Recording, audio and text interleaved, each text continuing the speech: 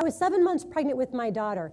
I gained 55 pounds in my legs.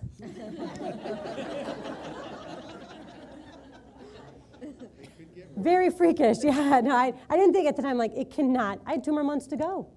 I mean, you should have seen my cankles. I mean, it was just my cankles, just calf to ankle, all one block of flesh. It was awful. And I told my husband, like, it cannot get any worse than this. I take my son, who was 1.5 years at the time, to the local park. So me, my son, my legs, all go to the park. We are there 5 minutes, and it's one of those parks that has the pea gravel. It had gotten kicked up on the sidewalk.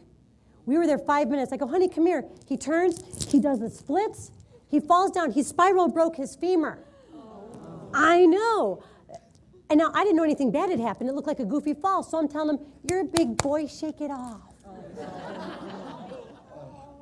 Oh, like I'm the only parent who has said, suck it up to your kid. Come on, to someone else. And they're like, but Mom, it hurts, you know. I mean, right? I can't be the only one. So 3 hours later, I took him to the hospital because he wouldn't stop crying. Darn kids. Can't teach them anything. And they put him in a SpeakInc. Does anyone know what a SpeakInc is? No. It's a body cast that goes from your armpits down both legs with a bar in the middle. Oh. Is that a carrying handle? Oh. Is that, I don't know what that is. I mean, it's not funny then, okay? Yeah, it's carrying him around. The poor guy, we couldn't even go in a car seat. He just flat on his back. I mean, I put him in a beanbag so he wouldn't choke on his food. Not funny. And our big outings, I'd put him in a red wagon, you know, and he'd hold an umbrella to block the sun. We looked like some sort of circus act. We're like, and he's like, you know, holding the umbrella with his leg. It was awful. I told my husband, 2 months in the Spica. I mean, we would sing, play with trucks, trains. I'd look up. I was done. It was only 9 in the morning. Time for a nap. And we'd just been laying there. What are we going to do, right? I told my husband, this is the worst. You know what? I need to go out. I need to cry, put my big girl bloomers on, come back, and take care of business. Because people have it a lot worse than this, but this is just bad right now. He said, please go.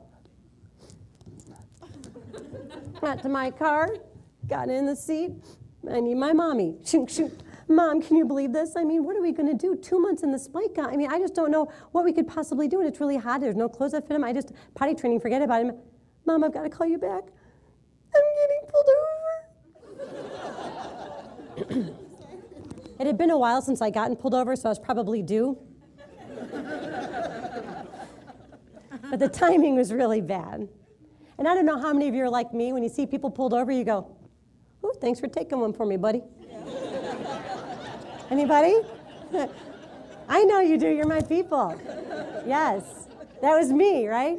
He writes me, I was going 13 over. He writes the full ticket. How much is it in Michigan? It's been a while since I've gotten a ticket here on 27 going north. $184 in Texas. $184. I know, things are bigger. Well, almost. And so I go there. I come home, tears. I told my husband, I'm like, he's like, what's the matter? I thought you got out of your system. I said, I got pulled over. He says, it's okay. You can go to defensive driving school. No, you guys don't have defensive driving school here, right? Because I would have been, yeah. And there they've got defensive driving school. And you go and they lessen your points and the ticket's cut in half. But it's 6 hours on a Saturday. It cannot get any worse. I'm running around to get ready the morning of Saturday. And now, I'm not in a good mood. I'm bitter. I cannot believe I have to go waste my whole Saturday with a bunch of losers. Okay, me.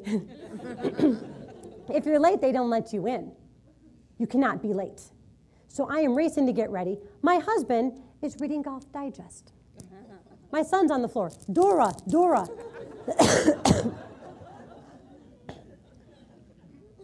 It's a kid's show. So I put him in the beanbag and turn on Dora. I get my information. You need $29.95 cash for class. Cash. I go to my wallet, something pathetic like $3. My husband's wallet, not much better. I'm mad at him for not having money. He says, it's okay, I have a secret stash. Remind me to fight about this later. Okay, hand it over. Hands over the money. I get to the car. I squeeze behind the wheel. I need my mommy. Beep, beep. Mom, can you believe he's got a secret stash? I'm glad he has one, though, because if he didn't, I'd have to go to the money machine. I don't have time, because, if you're late, they don't let you in this stupid thing. I should have gotten a warning. Everyone else gets warned. I've got to call you back. Who gets pulled over going to defensive driving school? Do you tell the officer where you're going? I mean, this is a nightmare. It can't get worse. 13 over again. Again, 13 over. $184. He says, where are you going? Defensive driving school. He goes back, which seems like forever. He writes me a written warning. Oh, thank you so much. I look up, it's 10 o'clock, and I'm late for class. Oh. I ask him, would you give me a police escort to Don Pablo's? That's where my class was. No, ma'am. He heads back. I call my husband. I got pulled over. You didn't. I did. You didn't. I did. What'd I do? Go to class. I can't go to class. I'm late. You got to try. I don't think I can make it. He's like, love to the baby. I was like, love to the baby, because we don't want stress hormones going to the fetus.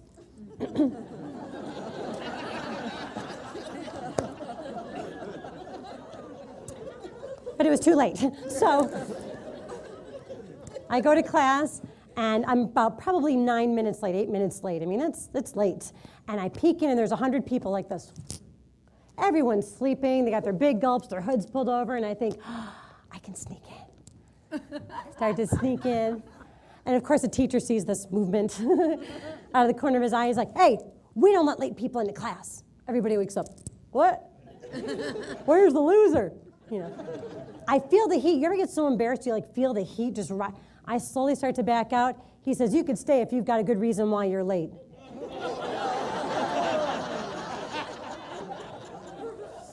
I pulled out my written warning.